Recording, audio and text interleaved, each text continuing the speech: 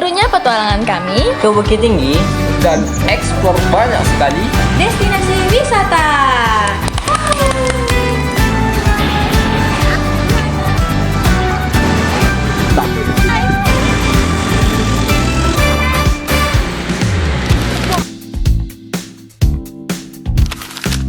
Untuk destinasi pertama kita yaitu Puncak Ngarai. Nah, sebelum sampai ke puncaknya, kita akan terlebih dahulu menaiki puluhan anak tangga dan di sini membutuhkan tenaga yang cukup ekstra. Nah, setelah sampai di puncak, kita akan disuguhkan dengan pemandangan Ngarai Sianok dari atas dan kita bisa melihat semuanya dari atas dengan udara yang sejuk dan juga terdapat spot foto yang cantik-cantik dan menarik banget untuk kita. Di sini juga terdapat menara yang bisa kita akses untuk menambah estetika dari pemandangan Ngarai Sianok. Dan di sekitar sini juga terdapat toko-toko souvenir yang bisa kita jadikan untuk kenang-kenangan saat pulang nantinya. Nah, setelah ini kita akan ke Jepang nih. Maksudnya lubang Jepang. Oh iya, nih mic-nya, tangkap ya. Hup. Nah, selanjutnya kita akan masuk ke dalam salah satu tempat bersejarah dari zaman penjajahan, yaitu Lobang Jepang. Di sini kita bisa eksplor, melihat, dan merasakan bagaimana sih isi dalam lubang Jepang itu, gimana sih sejarahnya, dan apa aja yang ada di sana.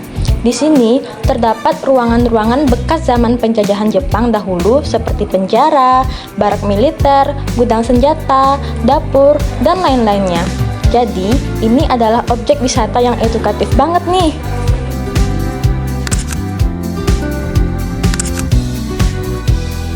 So, setelah dari lubang Jepang dengan nuansa yang menegangkan ini, sekarang kita meluncur ke Ngarai Sianok. Yes girl. Yuk Bes, aku udah gak sabar nih. Yuk Bes.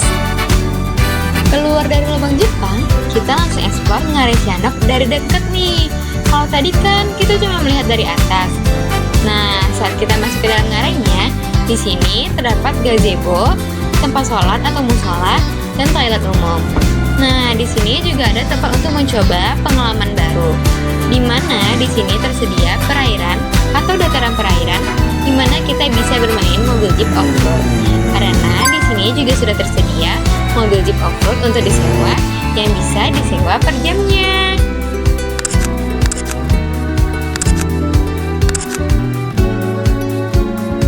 Nah, setelah kita menurun dari lubang Jepang, sekarang kita akan mendaki dari Ngarai Sianok ke atas. Atas mana ya? Ke tembok Cina dong. Oh, jauh banget mendaki ke Cina. Kita bukan ke Cinanya, kita ke tembok Cina yang berada di Sumatera Barat atau yang biasa disebut Jangjang Koto Gadang. Oh, oke. Penonton pasti juga udah pada kepo. Yuk, Sinta ambil alih. Oke. Selanjutnya kita akan mengunjungi Jangjang Koto Gadang, jalur tangga batu yang menghubungkan kota Bukit Tinggi dengan nagari Koto Gadang. Tempat ini sering disebut sebagai tembok Cinanya Sumatera Barat karena bentuknya menyerupai tembok besar yang membentang di perbukitan. Terdapat juga biaya untuk perawatan di sekitar sana. Lalu cocok juga untuk yang suka jalan kaki atau hiking ringan.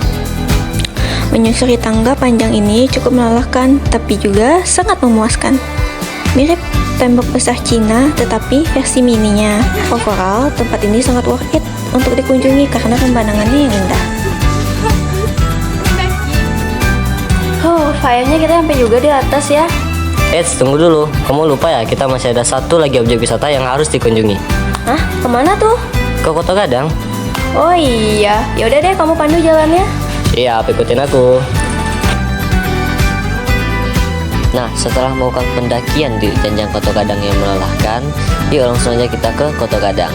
Tapi sebelum itu, kita harus melakukan perjalanan selama 10-15 menit terlebih dahulu nih. Aduh, semangat ya.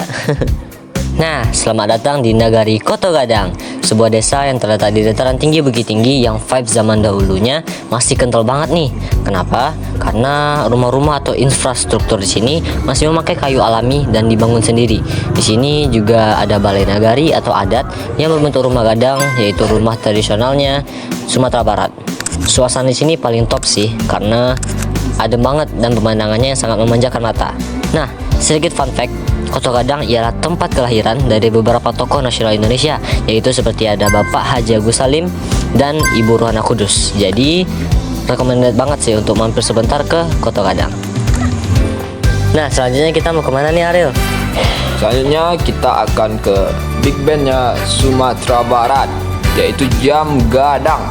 Oke, dipersilakan. Oke, setelah dari Kota Gadang, kita langsung menuju ke destinasi ke-6 kita, yaitu Jam Gadang. Jam Gadang ini merupakan ikonnya Kota Bukit Tinggi. Jadi, siapa sih orang Sumatera Barat atau orang Sumbar yang tidak tahu dengan Jam Gadang ini? Dan Jam Gadang ini dibangun oleh pemerintah Belanda yang merupakan hadiah dari Ratu Belanda pada tahun 1926 sampai 1932. Desain jam ini pun terinspirasi dari Big Ben yang ada di London, tetapi ditambah dengan sedikit sentuhan arsitektur Minangkabau dengan atapnya yang melonjong. Dan fun fact-nya, Jam Gadang ini pun dibangun tanpa menggunakan semen dan besi. Di sekitaran Jam Gadang ini pun juga terdapat banyak pedagang kaki lima yang menjual berbagai macam jajanan, souvenir, dan lain sebagainya. Nah, pada malam harinya ini Jam Gadang ini lebih indah lagi karena kita bisa melihat city light-nya dan juga suasananya lebih sejuk, berwarna, dan indah banget pokoknya. Capek dan lelahnya kita pun tadi jadi terbayarkan dengan keindahan Jam Gadang ini.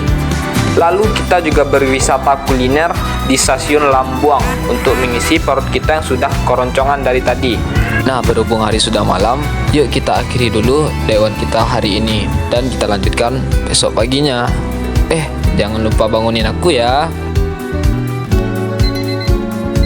Rise and shine. Di hari kedua ini, yuk kita langsung saja pergi ke panorama baru. Nah, di hari kedua, kami memulai perjalanan kami ke wisata Panorama Baru. Dan ini merupakan wisata alam. Panorama Baru ini dijuluki sebagai negeri di atas awan.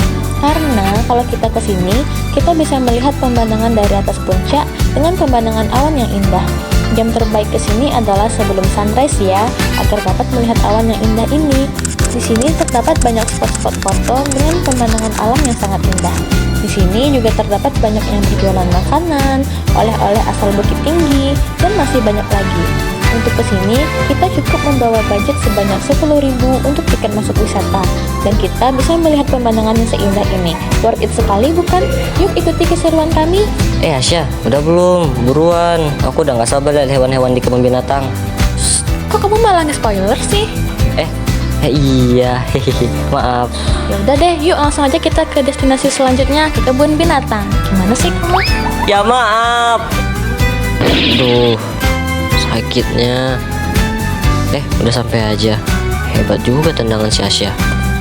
Oh iya. Nah, selamat datang di salah satu kebun binatang tertua di Indonesia dan satu-satunya di Sumatera Barat, yaitu Taman Marga Satwa dan Budaya Kinantan. Di sini kita bisa melihat dan berinteraksi dengan berbagai macam hewan-hewan dan belajar tentang budayanya Minangkabau. Kebun binatang ini sangat luas dengan fasilitas yang lengkap seperti adanya den hadiri kebun binatang, musola, dan papan informasi tentang hewan-hewan yang ada di sini. Dan fasilitas lainnya yang membuat kita nyaman untuk mengelilingi kebun binatang ini. Dengan banyaknya variasi hewan-hewan di sini, maka kita tidak akan bosan karena banyak sekali yang bisa kita eksplor. Tak hanya itu, kebun binatang ini juga mempunyai zona-zona untuk jenis hewan tertentu, seperti adanya zona reptil dan bird park untuk jenis hewan-hewan berbulu. Mau lebih dekat lagi dan berinteraksi dengan hewan-hewan di sini? Bisa dong. Di sini ada penjaga yang membiarkan kita untuk berinteraksi secara langsung dengan beberapa hewan sudah jinak tentunya, seperti ular dan burung. Nah, menarik bukan? Untuk masuk ke sini, kita hanya perlu menyiapkan 25.000 per orang dewasa dan 20.000 untuk anak-anak. Nah, setelah puas melihat hewan-hewan yang ada di Kinantan Zoo, yuk langsung saja kita ke wisata peninggalannya penjajahan Belanda, yaitu Benteng Fort de Kock. Tapi sebelum itu, kita harus melewati jembatan. Tunggu dulu Atta, itu kan bagian aku. Kok kamu udah keasikan sendiri aja sih? Iya, iya nih. Maaf ya, ya udah kamu lanjutin aja. Oke, sekarang aku yang ambil alih ya. Jadi, untuk menuju ke Benteng Fort de Kock ini, kita akan melewati jembatan Limpapeh. Jembatan ini menghubungkan antara kebun binatang dan Benteng Fort de Kock. yang memiliki panjang 90 meter dan lebar 3,8 meter. Di bawah jembatan ini terdapat jalan raya, dan dari sini kita juga bisa melihat kota Bukit Tinggi. Oke, setelah kita melewati jembatan Lempape, kita akan langsung menuju ke Benteng Fordokop. Iya kan, Sin? Betul. Sekarang aku lagi yang ambil alih ya. Oke, siap. Masih di dalam kawasan Kinantan Zoo nih, ada Benteng Fordokok loh. Benteng ini adalah salah satu peninggalan kolonial Belanda yang dibangun sekitar tahun 1825. Pengunjung dapat melihat langsung sisa-sisa benteng pertahanan Belanda, lengkap dengan meriam tua. Benteng ini terhubung dengan Taman Marga Satwa Kinantan melalui jembatan Limpapeh tadi. Udara yang sejuk dan banyak pepohonan membuat suasana nyaman untuk bersantai. Benteng ini juga adalah salah satu objek wisata yang wajib dikunjungi. Gimana nih? Seru banget kan perjalanan kita? Pastinya dong, aku puas banget sih. Sama, aku juga. Hei, ini ditutup dulu dong. Kasihan tuh penonton pada nungguin. Tahu nih, udah pada keasikan nyeping semua kita. Nah, itulah tadi perjalanan penuh petualangan selama 2 hari kami mengunjungi 10 destinasi wisata populer yang ada di Bukit Tinggi. Terima kasih ya untuk penonton yang sudah mengikuti kami dari awal sampai akhir. Iya, kalian the best deh pokoknya. Mau experience seperti kami juga? Langsung aja kontak kami ke PT Asia Andalas Wisata di Jalan Daksa Agung, R. Suprapto nomor 62, Flamboyan Baru, Kecamatan Padang Barat, Kota Padang, Sumatera Barat. Jangan lupa ya untuk like and share video ini ke teman-teman kalian semua, dan subscribe channel kami agar tak ketinggalan petualangan kami berikutnya. Baiklah, untuk video kami kali ini kami sudah sampai di sini dulu. Jika ada salah banyak maaf. Kami Asara dari Asiatur. Saya Miftah Atal Korasani. Saya Aurelio Devan. Saya Rea Salatin Andrio. Saya Asya Fitza Dias. Saya Gladia Sinta Karima. Kami pamit undur diri. Dadah!